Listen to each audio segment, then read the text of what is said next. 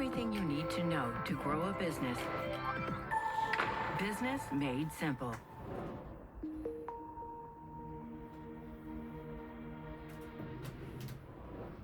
Welcome to day 41 of Business Made Simple, the book and video series that will teach you everything you need to know to grow a business.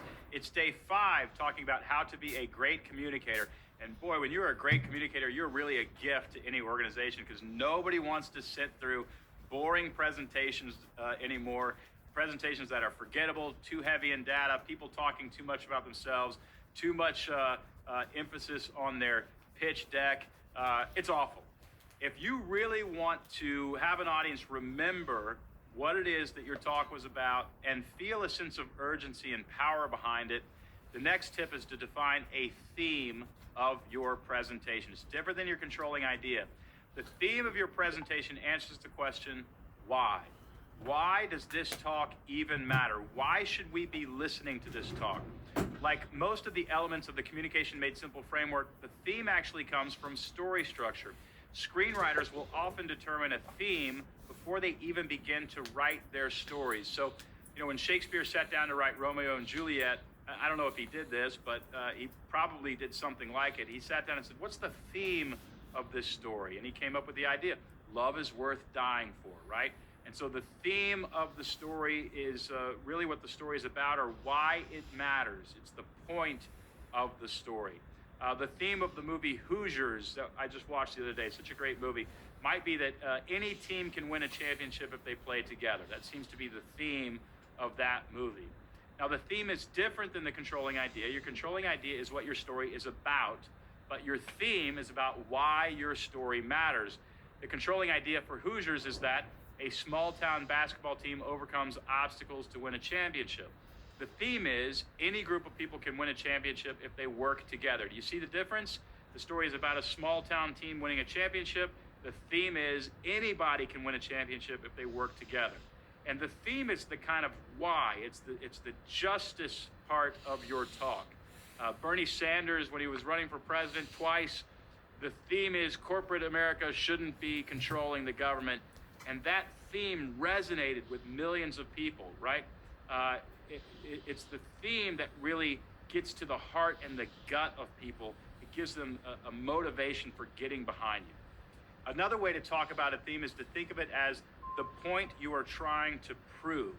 Think of your theme as something that says, look, if we all work together, we can conquer this thing. Or if we go to the moon, it will prove that human beings can solve any major problem. It's the why, right? And it should feel like a justice issue, like you're we need a sales rep because it's not fair that our clients should be neglected.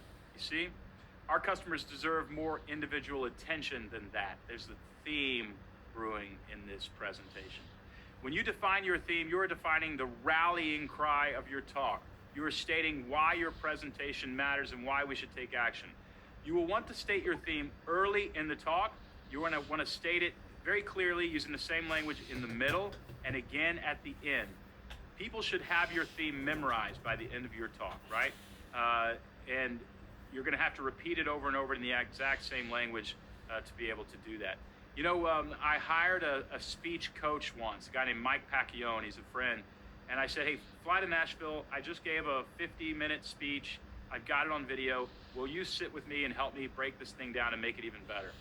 And one of the great, really valuable things that Mike taught me when I was diagnosing this speech and trying to make it better is control the opening words that you say when you walk on stage and control the last words that you say. Of course, you want to control all the words.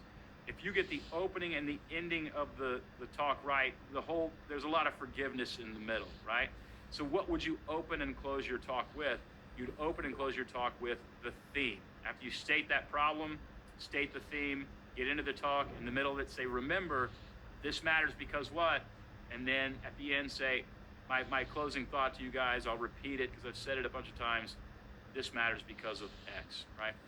So listen, if you want a worksheet that will show you how to develop a good presentation, you can download the worksheet at communicationmadesimple.com. We have a whole online course that'll teach you to give a great speech and write great press releases and emails and social media. But if you don't want to buy that, there is a free how to give a talk, how to give a presentation worksheet at communicationmadesimple.com. That's the end of our series on communication. We're going to move on. But for now, know that any presenter who opens and closes their talk by stating a theme that is telling us why their presentation matters is going to be perceived as a much more valuable professional on the open market. Here's today's Business Made Simple tip of the day. End your presentation by stating the theme so your audience will know why your presentation matters.